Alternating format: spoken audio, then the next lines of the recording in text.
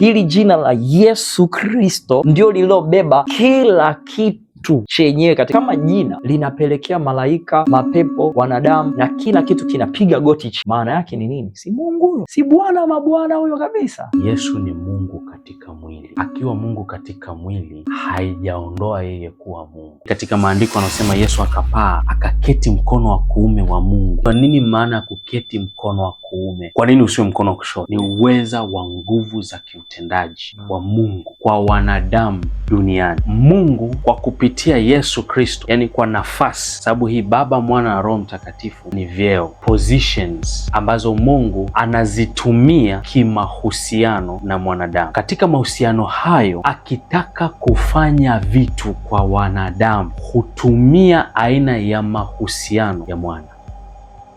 Bwana Yesu Kristo asifiwe. Watumishi wa Mungu, karibuni sana. Amen. Samani, unaendelea vizuri. Naona Mr. Alan pale. Sio Mr. wewe bado hujaoa. Naona mtumishi wa Mungu Alan Wallace pamoja na mtumishi wa Mungu Mwalimu Walter Mrisha. Napenda kukaribisha sana. Majina yangu ni John Mwanjiku. Karibu sana. Leo tutakuwa tuna mada nzuri sana ambayo tutajifunza mambo mazuri sana.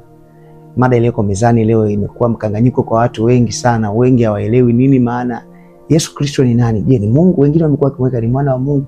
Wengine wameenda mbali zaidi, wamesema kuna Trinity, kuna nafsi tatu. Mambo yamekuwa hayaeleweki katika ulimwengu wa Kristo. Kwa hiyo leo tutaenda kujifunza na watumishi wa Mungu hawa. Mungu amewabariki karama za kufundisha, karama za uinjilisti. Wengine wamekuwa kienda sehemu mbalimbali. Mtumishi wa Mungu juzi hapa alikuwa Kongo, alikuwa akihubiri Injili. Mtumishi wa Mungu pia amekuwa akifundisha chuo cha Biblia huko Moshi. Amekuwa mwalimu mzuri, amepita maeneo mbalimbali akihubiri Injili. Kwa hiyo Mungu awabariki sana kwa kukubali wito.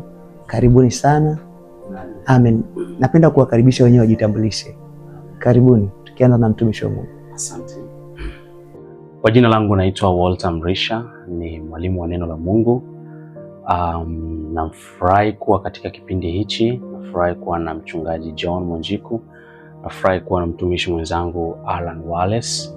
Tunampenda Mungu, tumeokoka, tunatumaini la kuingia mbinguni, lakini tukiwa hapa duniani basi tunatamani watu wote waijue kweli ya Injili. Mungu awabariki sana wote ambao wamejiunga na kipindi hichi. Kaa na notebook yako, kaa na Biblia yako upate kujifunza vitu vizuri. Amen. Amen. Nimkaribishe na mtumishi wa Mungu. Karibu. Amen. Bwana Yesu asifiwe sana.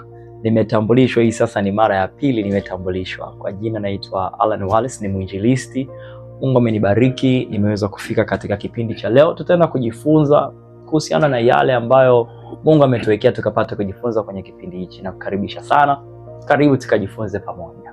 Amen. Kama walivyokwisha kujitambulisha, nafikiri tutaendelea. Okay, kama nilivyotangulia kusema kwamba kumekuwa kuna mkanganyiko sana katika Ukristo, na kila mmoja amekuwa na ideolojia yake kuhusu Yesu Kristo ni nani. Wengine wamekuwa wakiweka kwamba kuna Trinity, kumekuwa kuna Mungu Baba, Mungu Mwana na Mungu Roho Mtakatifu. Wengine hawaamini kabisa juu ya Yesu Kristo. Wengine kumekuwa kuna mitazamo mbalimbali. Ningependa kujua mtumishi, kama unafahamu uwepo wa hiyo mitazamo, umewahi kukutana na challenges au maswali kama hayo, na namna gani ambavyo uliweza kudili nayo? Twende moja kwa moja tukapate kujua kama umewahi kukutana na jambo kama hilo au unalielewaje jambo kama hilo. Karibu sana. Asante sana.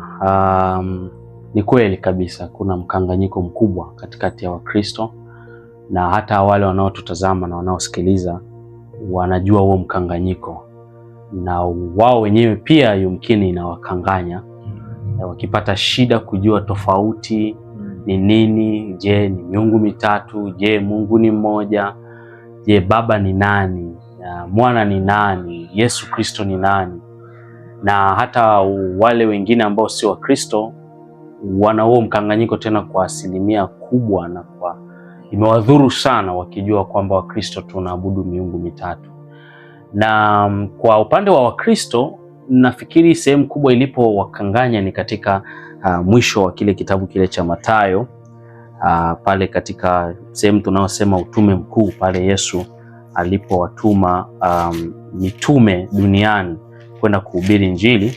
Soma katika kitabu kile cha Mathayo mlango wa 28 mstari ule wa 19 anasema, basi enendeni mkawafanye mataifa yote kuwa wanafunzi, mkiwabatiza kwa jina la Baba na Mwana na Roho Mtakatifu, na kuwafundisha kuyashika yote niliyoamuru ninyi, na tazama mimi nipo pamoja nanyi siku zote hata ukamilifu wa dahari.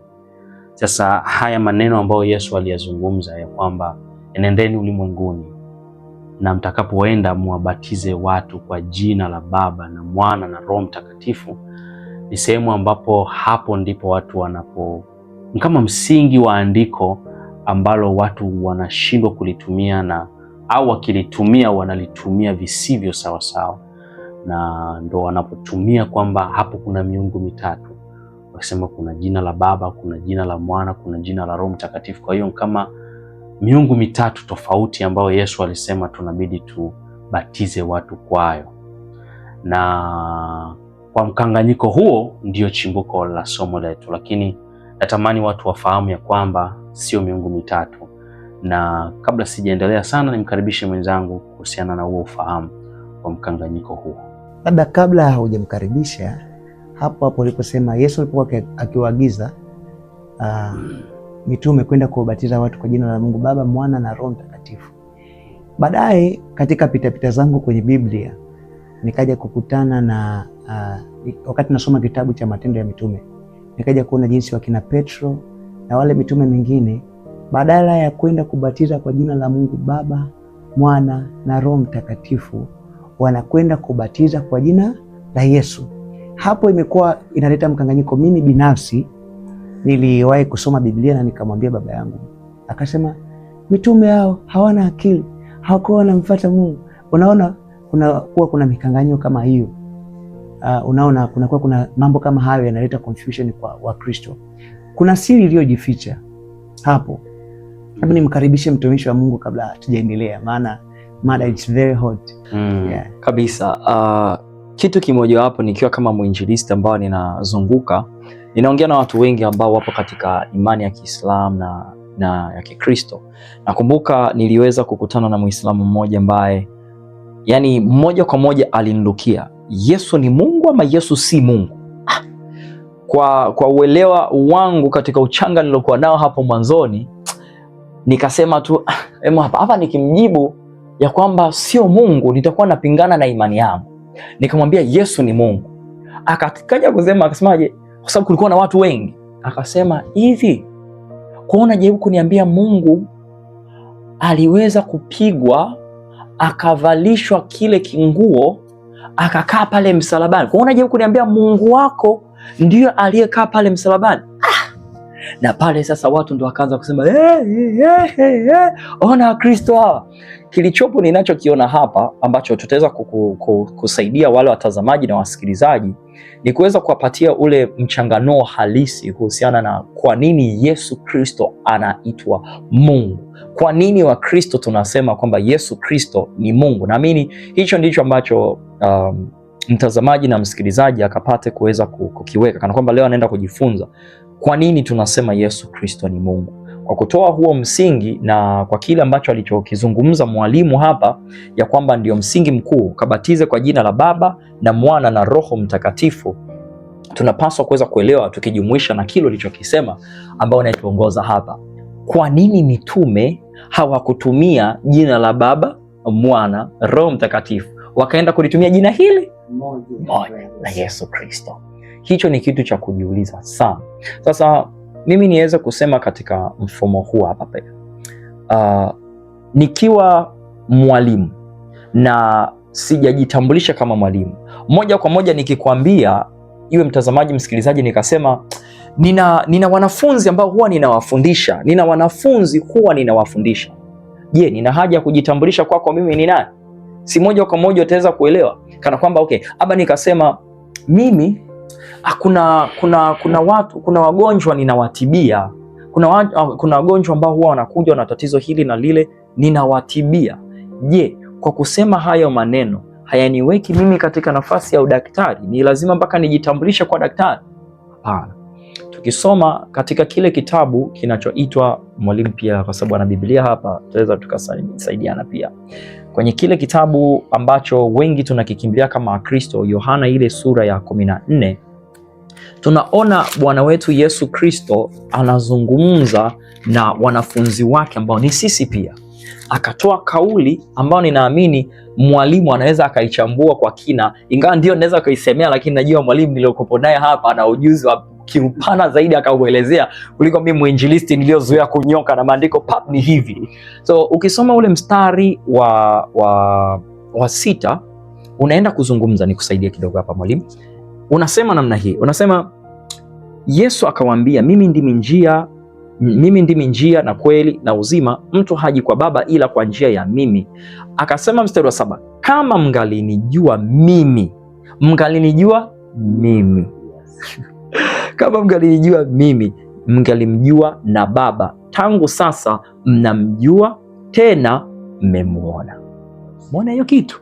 Yaani mmemjua na mmemuona. Nikauliza swali, sina haja nikikwambia kwamba mimi ni mwalimu nikakwambia tu kwamba nina wanafunzi wako hapa, nina wanafunzi wangu sehemu fulani ninawafundisha. Ni lazima nikwambie kwamba mimi ndugu, mimi ni mwalimu. Kuna haja kweli?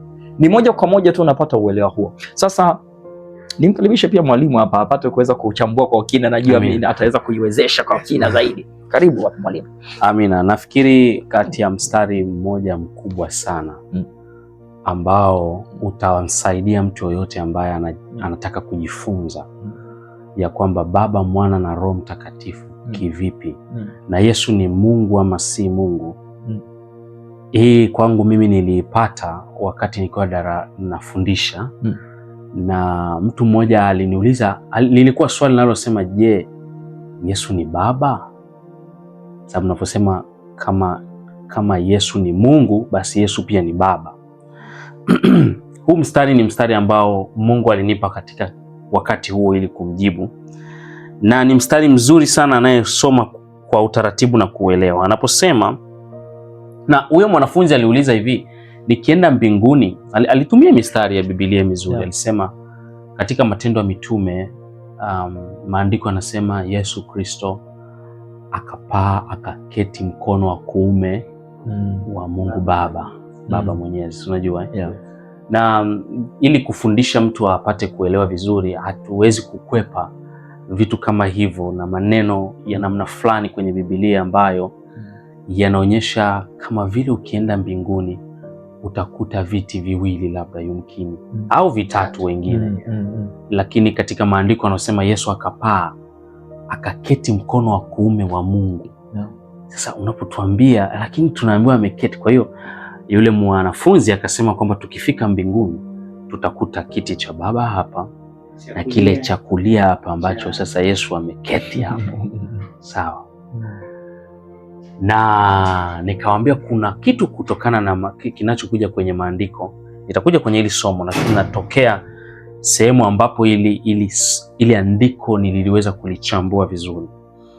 Kuna kitu ambacho watu wanafikiria kama hivyo, na nikawauliza, kwa hiyo ukienda mbinguni utakutana na Yesu, wanafahamu kabisa katika kiti cha hukumu anakaa Yesu, na mtamuuliza swali kama aliloliuliza Filipo, tuonyeshe Baba. Utafika kwa Yesu utamuuliza tuonyeshe Baba, na Baba na Yesu atakujibu kama alivyomjibu Filipo. Na maana yake nini? Kwamba hawakuelewa nini maana ya kuketi mkono wa kuume. Kwa nini usiwe mkono wa kushoto? Interesting hapo, tunatakiwa tujue yani fumbo hilo. Mtu ana challenge, anauliza mkono wa kuume, kama kuna kuketi kwenye mkono wa kuume ina maana kuna yupo anayeketi, maana mkono wa kuume ni huu, ina maana kuna yupo anayeketi hapa. Kwa hiyo naomba tulifafanue hilo vizuri, watu walielewa. Hiyo kusikia mkono wa kuume, hata katika Agano la Kale kipita katika Zaburi utasikia mkono wa kuume wa Mungu ufanya makuu, utenda makuu. Ni uweza wa nguvu za kiutendaji wa Mungu kwa wanadamu duniani. Hapo ni uweza wa kiutendaji wa Mungu kwa wanadamu duniani. Kwa hiyo Yesu Kristo ameketi katika uweza wa utendaji wa Mungu. That's why we call upon the name of Jesus and tunaona mapepo yanakimbia, tunaona wagonjwa wanapona. Kwa hiyo ile kuketi kwenye mkono wa kuume ina maana ni fumbo parable, tunasema kwamba uweza wa utendaji wa kimungu. Nimepata kitu hapo. Endelea mwalimu. Amina. Kwa hiyo Mungu kwa kupitia Yesu Kristo, yani kwa nafasi, sababu hii Baba, Mwana na Roho Mtakatifu tunasema ni vyeo, positions ambazo Mungu anazitumia kimahusiano na mwanadamu. Katika mahusiano hayo, akitaka kufanya vitu kwa wanadamu, hutumia aina ya mahusiano ya mwana. Wow. Perfect. Yeah. Na mfano mwepesi kuliko wote ni mchungaji hapa. Ukiwa kanisani, mke wako hawezi kukuita mme wangu. Maana akiwa pale, mahusiano ya wewe na yeye sio mume, ni mchungaji. Akiwa nyumbani, hawezi kukuita, wanaweza akafosi kukuita mchungaji, lakini atakuwa hajaelewa hapa natakiwa nikae na huyu kimahusiano mengine ambayo ni mume wangu. Sawa. Na akiwa kwenye mahusiano hayo, hata namna anavyoongea na wewe ni tofauti. Lakini akiwa kwenye mahusiano na wewe kama mume, haijaondoa nafasi ya mchungaji. Akifika kanisani, hajaondoa nafasi ya wewe kwa mume wake. Lakini namna anavyokuaddress, anavyozungumza na wewe, atazungumza na wewe kwa nafasi ya mahusiano ambayo unayo. Sawa, eh? Kwa hiyo Mungu kusema Baba ni nafasi. Sasa twende katika hili eneo ambalo nilimwambia yule mwanafunzi, na mwanafunzi wengine ambao wanajifunza sasa wanaweza wakapata. Yesu anapokaa mkono wa kuume ni nafasi ya kiutendaji wa Mungu hapa duniani. Ni Mungu huyo. Kwa maana mchungaji John ana jina lile lile la John, akiwa mchungaji akiwa mume, anakuwa na nafasi ile ile, ana jina lile lile la John katika nafasi zote hizo ambazo anazikaa. Lakini tu ataitwa huku mchungaji, ataitwa huku mume wangu. Ukapata watoto, wale watoto watakuita baba. Lakini wewe kwa wakati huo huo una baba yako unayemuita baba. Tuseme watoto wanakuja kwako na kukuuliza, baba, sisi tunajua baba ni wewe, mbona unamuita mwingine baba? Umeona? Kwa nini unamuita mwingine baba? Hapana, utakiwi. Lakini utamwambia kwamba mahusiano nilionayo na yule ni baba yangu. Mahusiano nilionayo na ninyi, ninyi ni watoto wangu. Kwa hapo utaelewa kwa nini Mungu huyu mmoja ni baba na mwana. Kwa sababu ni mahusiano. Na haswa mahusiano ya Mungu na wanadamu. Sawa. Twende sasa katika hili andiko. Hiyo ni kama msingi kidogo ili hili andiko liwe laini kulielewa. Hiyo ndo kazi ya mwalimu. Sikia mwalimu ndo kazi yake. Sasa nikamwambia, unapofika mbinguni utamuuliza, wewe Mkristo, ukifika mbinguni utakutana na Yesu kwenye geti. Utamuuliza swali aliloliuliza Filipo, tuonyeshe Baba. Na Yesu atakujibu hili swali. Filipo akamwambia, Bwana, utuonyeshe Baba, yatutosha. Inatutosha. Sababu wao wenyewe walichanganyikiwa. Kama wewe Mkristo pia unaweza ukawa umechanganyikiwa, ambao unamtafuta Baba ambaye ni mwingine mbali na Yesu. Sawa. Sasa sikiliza Yesu atakachokujibu. Yesu anamwambia, mimi nimekuwapo pamoja nanyi siku hizi zote, wewe usijue Filipo?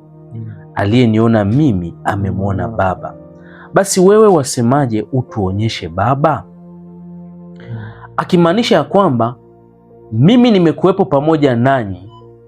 Hapo anamaanisha sasa, anamwambia unapokuwa na Yesu umekuwa na Baba. Ukikaa na Yesu, alikuwa anamwambia hivi, labda nisitumie huu mfano wa huko mbali. Anamwambia hivi, Yesu anamwambia ukikaa na mimi ndio umekaa na Baba. Na nakushangaa ya kwamba siku zote hizi hujui mimi ni Baba. Nakushangaa unatafuta nikutafutie baba mwingine akati mimi nimekaa na wewe siku zote hizi. Maana kama Mkristo umekaa katika Kristo muda wote huu, Yesu pia atakushangaa ukimwambia kwamba unamtafuta Baba akati umekaa na yeye siku zote hizo. Sasa asema aliyeniona mimi amemwona Baba. Kwa ukimwona Kristo umemwona Baba. Ukifika mbinguni utakapomwona Yesu hivi ndio umemwona huyo Baba. Sasa anasema husadiki ya kwamba ni ndani ya Baba na Baba yu ndani yangu. Hayo maneno niwaambiayo mimi siyasemi kwa shauri langu, lakini Baba akaaye ndani yangu huzifanya kazi zake. Sasa Baba alipovaa mwili, sasa yani hizi nafasi hizi ni kama tulivyotumia ule mfano wa mchungaji na mke wake. Mchungaji akienda mume wa mama mchungaji anapokwenda kanisani anavaa vazi la mchungaji. Mungu aliposhuka duniani alivaa vazi la mwana. Sawa, alivaa hilo vazi akakaa kwenye position hiyo. Kwa sababu hii, shika sana hii, mahusiano.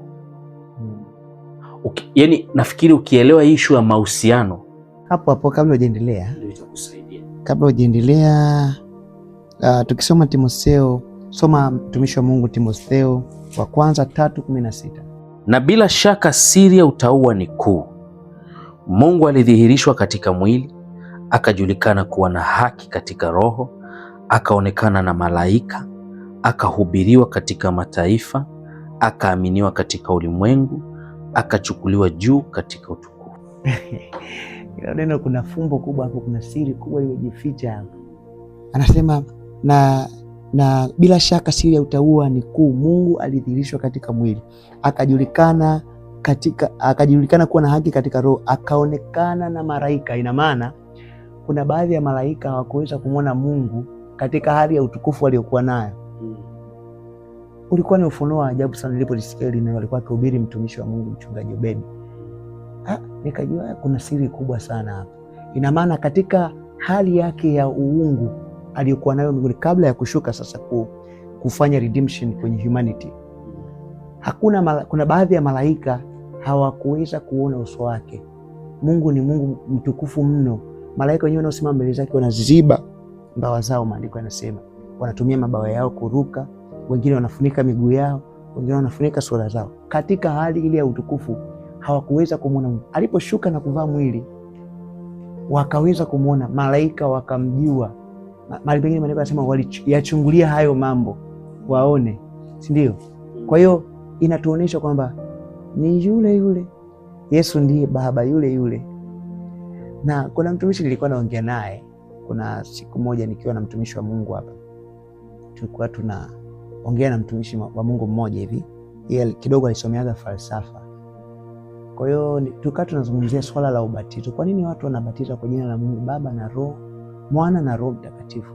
Akawa anasema tunabatiza hivi, tunafanya hivi kama agizo la Yesu, lakini pia kwa sababu wapo watu ambao hawaamini kuhusu Baba, wapo watu hawaamini kuhusu. Nilishangaa sana. Nikamwambia kwa nini wewe unafikiri kwa nini mitume walibatiza kwa jina la Yesu? Unafikiri kwa nini? Ndio ninarudi kule mwanzo. Binafsi mimi mwenyewe nilisoma Biblia, hakunifundisha mtu. Zamani nilikuwa kwenye makanisa ya Protestant. Of course ni chimbuko langu huko, na baba yangu mkubwa alikuwa mpaka sasa ni mchungaji. Zamani alikuwa kwenye makanisa ya Protestant, lakini sasa hivi yupo ana ministry yake, ana huduma yake, anaendelea na utumishi wa Mungu. Nilikuwa nikisoma Biblia mwenyewe, sikuwa na mtu ananifundisha kwamba batizo ni kwa jina la Yesu. Baba yangu mimi mwenyewe, baba yangu mkubwa, nimekaa naye, na wakati nasoma Biblia nikaona jinsi mitume wanafanya, na nikaja kujua mimi watu wanatutazama mitandaoni, tupo hapa, si ndio? Mimi yule wa mtandaoni anayetutazama hawezi kunifahamu mimi zaidi ya nyinyi hapa mnayeniona. Naweza kama nifahamu zaidi, si ndio? Au mke wangu anaweza kunifahamu zaidi, si ndio? Kwa sababu yeye yuko na mimi kila wakati na kila saa. Mitume walikuwa na Yesu Kristo, wakina Petro walikuwa na Yesu Kristo kila wakati na kila saa. Nilikuwa najiuliza sana hili swali. Yesu aliagiza nendeni mkawabatize kwa jina la Baba, Mwana na Roho Mtakatifu. Baadaye akamwambia mtapokea nguvu akisha kuajilia Roho Mtakatifu, Roho wa Mungu mwenyewe. Na baada ya kupokea Roho wa Mungu tunaona wanawahubiria mataifa wengi, watu wanasikia habari, wanaokoka wengi, na kanisa lilikuwa na revival. Baada ya kitu kama hicho, wanaingia na kuwafundisha watu na kuwabatiza kwa jina la Yesu baada ya kupokea Roho Mtakatifu. Nikajua these people are correct, na wale wanaofanya kinyume napo inakosa, kwa sababu wale sasa hivi neno mtu anaenda akatranslate neno kwa kutokuelewa, hajaelewa. Wengine wana translate neno la Mungu kwa uelewa wao wa kitheolojia, ambao wakati mwingine ni upo katika misingi ambayo sio. Na ukitachi hapo mchungaji hapo anasema jina la, ni muhimu sana kutambua haikuweka majina ya jina la Baba kwa jina la Baba, Mwana na Roho Mtakatifu. Jina la Baba, Mwana na Roho Mtakatifu ni lipi? Maandiko anasema kwenye Matendo ya Mitume, hakuna jina lingine walilopewa wanadamu chini ya mbingu litupasalo kuokolewa kwalo. Kwa hiyo jina tulilopewa ni lipi? Ni jina la Yesu. Na ndio maana Yesu alisema wakati anaomba katika Yohana mwishoni, alisema Baba, nimewadhihirishia jina lako, lile jina ulilonipa. Sawa. Kwa hiyo Yesu alileta jina la Baba ambalo ndiyo Yesu. Na ndio maana sio nafasi ya wazazi waliosema jina la mtoto atakayezaliwa ni lipi, bali alikuwa ni Yesu mwenyewe. Yaani Mungu mwenyewe aliwapa maelekezo kwamba jina litakalotumiwa ni jina fulani. Kwa hiyo jina hilo tumepewa wanadamu. Yesu mwenyewe alisema alilidhihirisha, alikuwa akiomba akisema nimewadhihirishia jina lako. Sawa. Kwa hiyo jina hilo ni Yesu. Kwa hiyo kama Mkristo unaomba kwa jina la Yesu, unaomba kwa jina la Mungu wako. Na kama unaomba kwa jina hilo la Yesu, then Yesu ni Mungu kwako. Kwa nini utumie jina lingine kuomba? Unasema ninaomba kwa jina la Yesu, alafu Yesu asiwe Mungu. Kwa nini utumie jina lingine? Maanake jina unalolitumia unapoweka conclusion, maanake maombi hayo umefikisha kwa Mungu wako, ambaye Mungu wako ni Yesu Kristo. Kabisa. Amen. Amina. Nimkaribishe mtumishi wa Mungu, ipo background kule, naweza kaongeza kitu. Karibu. Amina. Bwana Yesu asifiwe. Amen.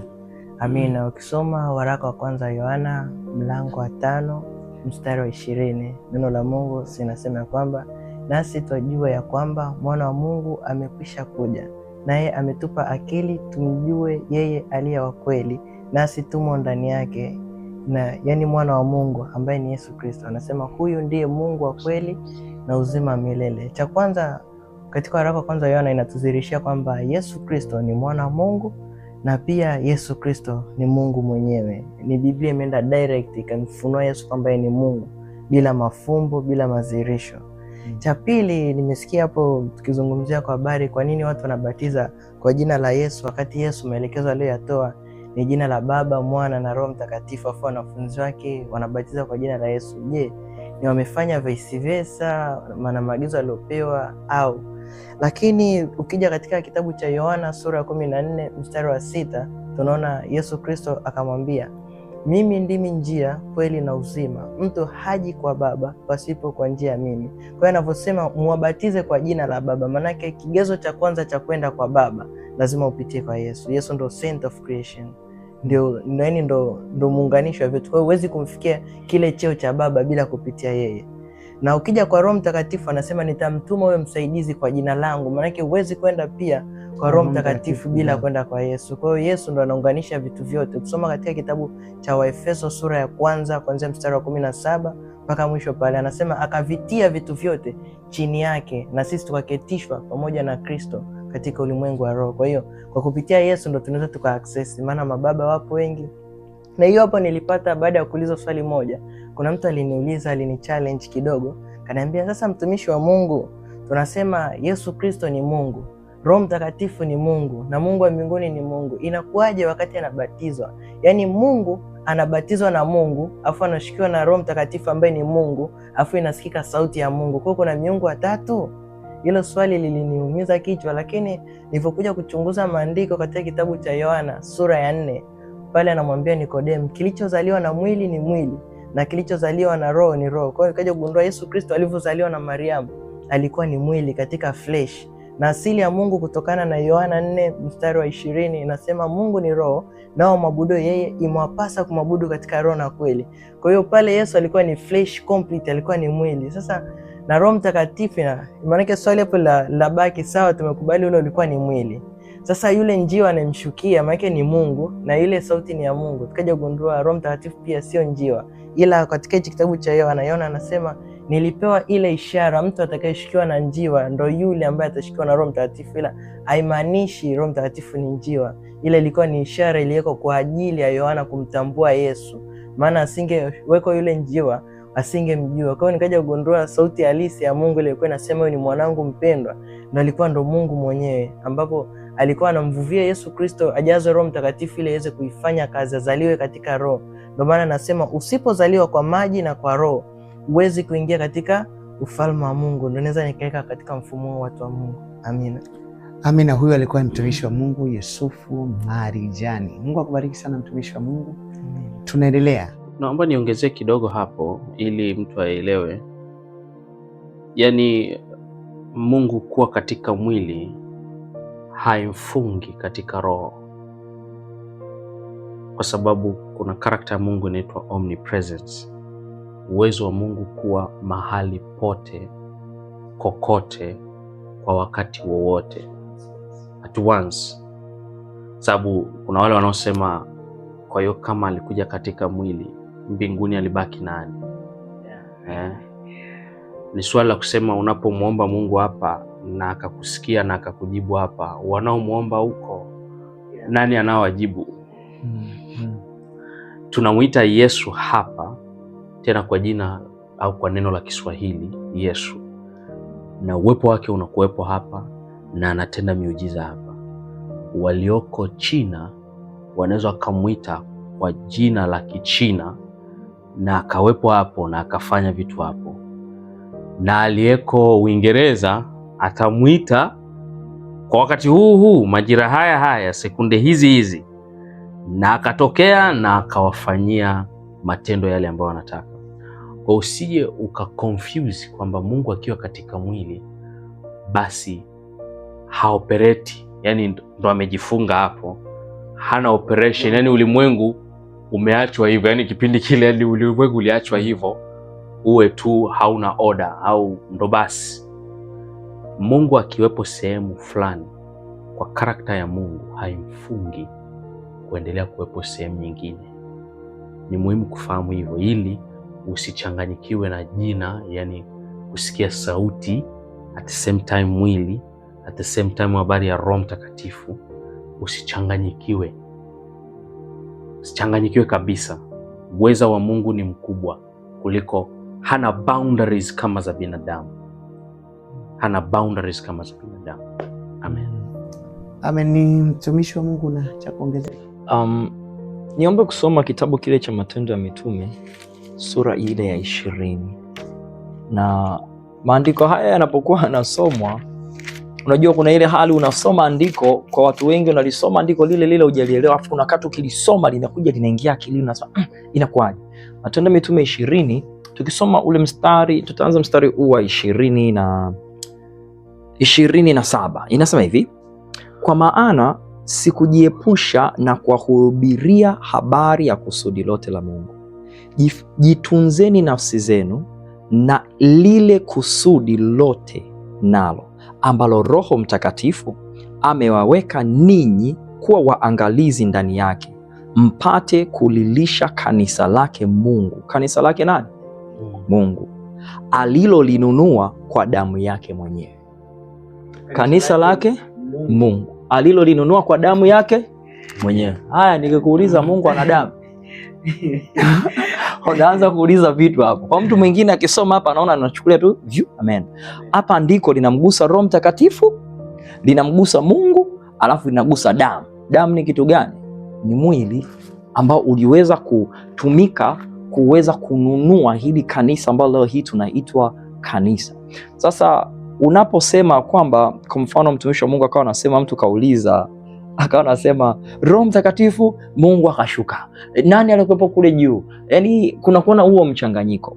Lakini hili andiko mimi binafsi nikilisoma ninaona limeweza kuongea vizuri. Nitarudia tena mstari wa 28. Inasema, jitunzeni nafsi zenu na lile kusudi lote nalo ambalo Roho Mtakatifu amewaweka ninyi kuwa waangalizi ndani yake, mpate kulilisha kanisa lake Mungu alilolinunua kwa damu yake mwenyewe. Huyu ni Mungu ambaye alitoa damu yake, ambayo ndiyo tunasema Yesu Kristo. Na siku zote tunaposema Yesu Kristo tunapata ufahamu na uelewa na ujuzi ya kwamba ndiyo mamlaka pekee duniani ambayo inaruhusu mapepo, miujiza, kila kitu kinafanyika kwa kupitia jina tu. Wengine hatuseme kwa ubaya, lakini tunasema wanachokifanya. Lazima watabidi wachukue ubani, wengine lazima watabidi wachukue vitu, yani kuna vitu vinatumika. Sisi hatuna haja ya kitu, ni jina moja lililopewa mamlaka tunalolitumia, ambalo kwa hilo jina Biblia inasema kila goti litapiga. Hakuna katika maandiko mengine yoyote ya kiimani ambayo inatoa hiyo kauli kwamba kwa jina hilo kila goti litapigwa. Maana yake inayotuonyesha hapa ni kwamba hili jina la Yesu Kristo ndio mamlaka ya Mungu mwenyewe. Hili jina la Yesu Kristo ndio lililobeba kila kitu chenyewe kama jina linapelekea malaika, mapepo, wanadamu na kila kitu kinapiga goti chini. Maana yake ni nini? Si Mungu huyo, si Bwana mabwana huyo kabisa. Furthermore, tukirejea kwenye kitabu cha Wakolosai 3:17 maandiko yanasema, hapa ndio tunamaliza kila kitu, na kila mfanyalo kwa neno au kwa tendo, fanyeni yote katika jina la Bwana Yesu, mkimshukuru Mungu Baba kwa yeye. Kwa hiyo lolote tunalolifanya tulifanye, kuna something special kwenye hili jina la Mungu mwenyewe ni jina la Yesu Kristo. Mungu ndio jina alilotupa. Kwa hiyo lolote tunalolifanya Kikristo tunaomba kwa jina la Yesu Kristo. Baptism ni kitendo. Baptism kwa jina la Yesu Kristo. That's why mitume walifanya hivyo. Walijua siri ipo kwa jina la Yesu Kristo, na Yesu Kristo ndio Mungu mwenyewe kabisa. Hiyo Wakolosai 2:9, maana katika yeye Yesu unakaa utimilifu wote wa Mungu kwa jinsi ya mwili.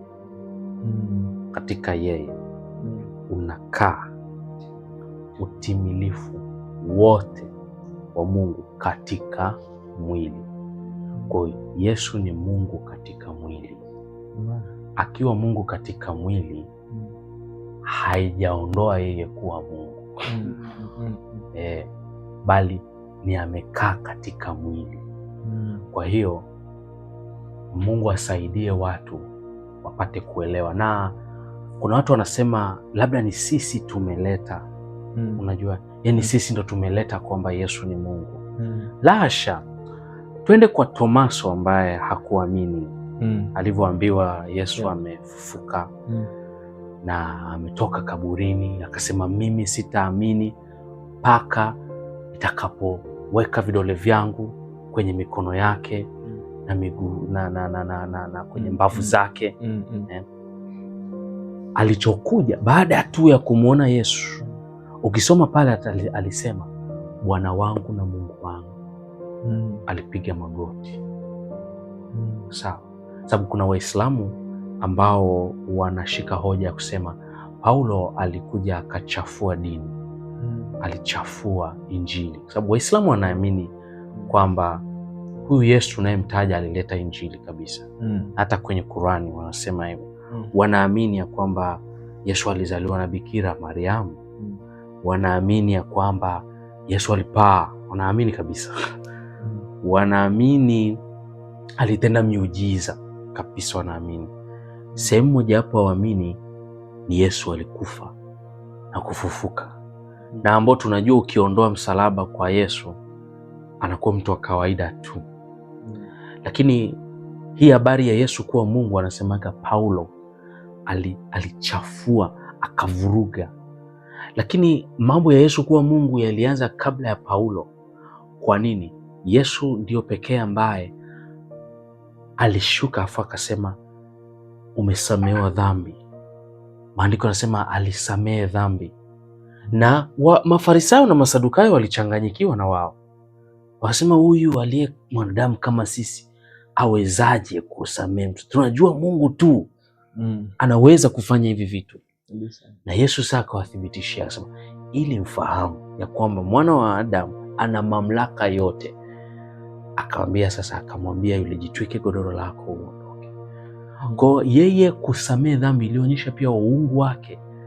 Maana nani mwingine anayeweza kusamehe dhambi isipokuwa Mungu? Na mtu atasema wanadamu pia tunasamehe makosa uliotufanyia wewe. Yaani wewe umenifanyia makosa mimi, utaniomba msamaha mimi, nitakusamehe.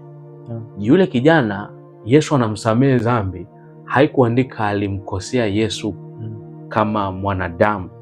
Yesu anamsamehe dhambi zake zote. Maana yake ni kwamba yeye ni Mungu, na ndio maana Wayahudi walikasirika. Wakasema wewe umekufuru. Yaani umekufuru kabisa wewe. Yaani mtu hiyo ni moja ya sababu ya Mafarisayo na Masadukayo na wakuu wa makuhani kumsulubisha Yesu. Kuhani mkuu pale mwisho alisema basi kuna nini tena kingine? Amefanya makufuru huyu. Kwa hiyo Yesu, hiyo ni jambo moja hapo. Lakini jambo lingine, alipigiwa magoti Yesu na hakukataa. Malaika walikataa. Walisema usinipigie magoti mimi. Alipigiwa magoti Yesu na akakubali. Yohana aliambiwa mimi ni mjoli tu kama nyie tu. Mimi nimetumwa tu. Lakini Yesu alipigiwa magoti na akakubali. Hakukataa na kusema usinipigie magoti mimi. Sawa? Na kwa hiyo kwa vitu kama hivyo vinaonyesha ule uungu wa Yesu. Hata wanafunzi wenyewe, sio Paulo ndo aliyekuja kubadilisha. Maandiko pia anasema Yesu mwenyewe alisema, yani Yesu mwenyewe alijitambulisha hivyo. Yesu mwenyewe alisema kabisa, mimi na Baba ni kitu kimoja. Ni kitu kimoja. Baba na Mwana ni kitu kimoja, sio vitu viwili tofauti. Lakini na mwisho Yesu Kristo mwenyewe alisema, kabla Ibrahimu hajakuwepo, mimi nalikuwepo. Yeye alikuwepo. Kabla huyo baba wa imani mnaomchukulia, yeye alikuwepo tangia mwanzo. Na vyote vilifanyika katika yeye. Kwa hivyo vitu vyote ambavyo vinakaa katika Mungu vinathibitisha kwamba Yesu ni Mungu pekee, yule yule jana, leo na hata milele. Hapo mwanzo alikuwako neno, na neno alikuwa kwa Mungu, na neno ndiye Mungu. Akavaa mwili, Yohana 1. Okay, mtumishi wa Mungu, Mungu akubariki sana, na kwa sababu ya muda wetu siku ya leo tutaishia hapa, lakini tutakuwa na mwendelezo zaidi na kujifunza mengi zaidi. Kama una swali, kama una pendekezo la kujua zaidi, utatutafuta kwa namba ambayo itakuwa hapo kwenye screen. Utatupigia simu na kujua zaidi. Mungu akubariki sana ambaye umetufuatilia siku ya leo. Ilikuwa na watumishi wa Mungu kama walivyojitambulisha mwanzoni, lakini pia na mtumishi wa Mungu mwingine hamjamsikia on camera, lakini yuko background, na kuna mtumishi mwingine. Kwa tupo timu kama timu, tumeandaa kipindi hichi, na Mungu akubariki sana. Nitarudia tena kuwatambulisha. Mtumishi wa Mungu anaitwa Mwalimu Walter Mrisha. Na nipo mwinjilisti Alan Wallace. Kuna Mrs. Wanjiku, naomba jitambulishe kwa background. Okay, Bwana Yesu Kristo asifiwe. Wapenzi watazamaji, Mungu awabariki sana. Hakika nimejifunza vitu vingi, natumaini kabisa nawe kuna kitu umekipata. Maswali mengi ambayo ulikuwa nayo, sasa Mungu amekupa neema leo kupata nafasi ya kuelewa kwa kuchanganua vizuri kabisa. Mungu akubariki sana sana sana. Huku nyuma ya kamera nilikuwa mimi Mrs. Mwanjiku, lakini pia na mtumishi wa Mungu Yusufu Marijani. Amen. Amen. Mungu awabariki sana. Karibuni tena. Till next time.